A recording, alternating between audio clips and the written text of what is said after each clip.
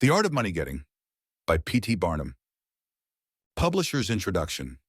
Thank you for picking up a copy of The Art of Money Getting by P.T. Barnum. We have updated this work into modern English so you can understand exactly what Barnum wrote over 100 years ago. We encourage you to refer to the original writing as you listen to this updated work.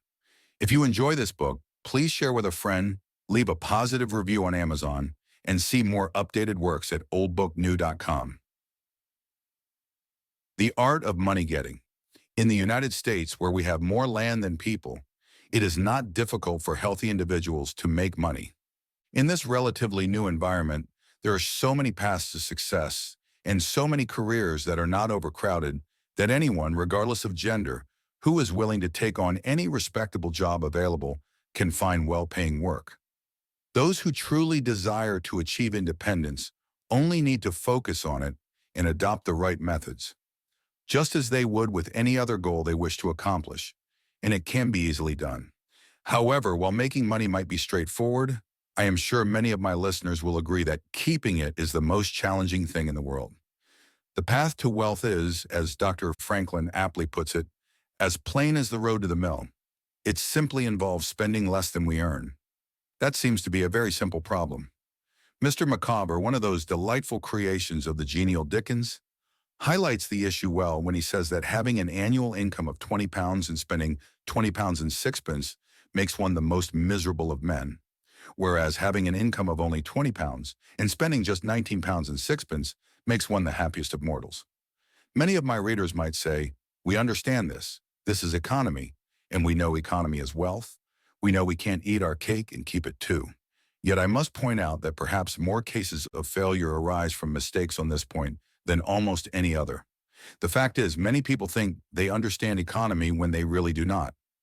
True economy is misunderstood, and people go through life without really understanding what that principle is. One person might say, I have an income of this amount and my neighbor has the same, yet every year he gets ahead and I fall behind. Why is that? I know all about economy. He thinks he does, but he doesn't. There are people who believe that economy means saving scraps of cheese and candle stubs, cutting a few cents off the laundry bill, and doing all sorts of small, stingy, unpleasant things. Economy is not stinginess. The problem is also that this type of person applies their economy in only one direction. They imagine they are so wonderfully economical by saving a penny where they should spend two, that they think they can afford to waste money in other areas. A few years ago, before kerosene oil was discovered or thought of, you could stay overnight at almost any farmer's house in the countryside and get a very good supper. But after supper, if you tried to read in the sitting room, you would find it impossible with the dim light of one candle. The hostess, noticing your struggle, would say, "It's rather difficult to read here in the evenings. The saying goes, you must have a ship at sea to be able to burn two candles at once. We never have an extra candle except on special occasions.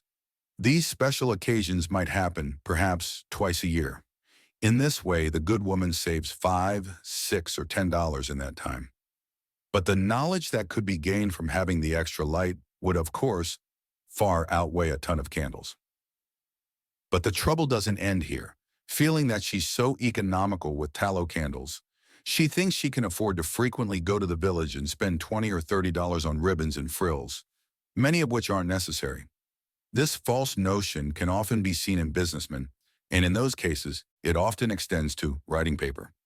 You'll find good businessmen who save all the old envelopes and scraps and wouldn't tear a new sheet of paper if they could avoid it for anything in the world. This is all well and good. They might save $5 or $10 a year this way, but being so economical, only with notepaper, they think they can afford to waste time, host expensive parties, and drive their carriages. This is an illustration of Dr. Franklin's saving at the spigot and wasting at the bunghole, penny wise and pound foolish. Punch, when speaking of this one-idea class of people, says they are like the man who bought a penny herring for his family's dinner and then hired a coach and 4 horses to take it home. I never knew a man to succeed by practicing this kind of economy. True economy means always making sure your income is greater than your expenses. Wear your old clothes a little longer if necessary. Skip buying the new pair of gloves. Mend the old dress. Eat simpler food if needed. so that in all situations, unless some unforeseen accident happens, there will be a surplus in favor of your income. A penny here and a dollar there, placed at interest, keeps accumulating, and this way the desired result is achieved. It might take some practice to master this economy, but once you get used to it, you'll find more satisfaction in sensible saving than in reckless spending. Here's a method I recommend. I've found it to be an excellent remedy for extravagance, and especially for misguided economy.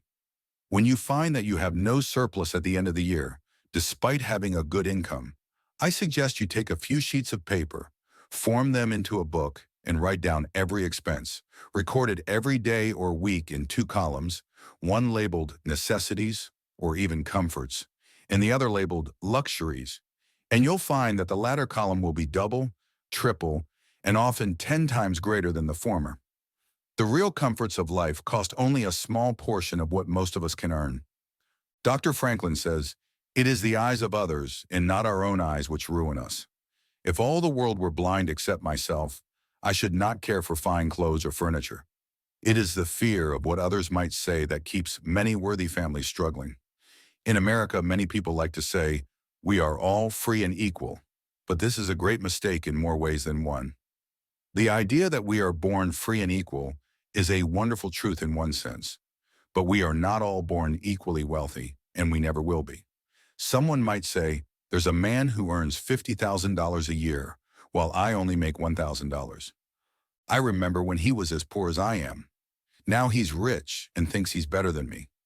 I'll show him that I'm just as good as he is. I'll go buy a horse and buggy. No, I can't do that. But I'll rent one and ride on the same road as him this afternoon to prove that I'm just as good as he is." My friend, you don't need to go to that trouble. You can easily prove that you are as good as he is. You just have to behave as well as he does. But you can't make anyone believe that you are as rich as he is.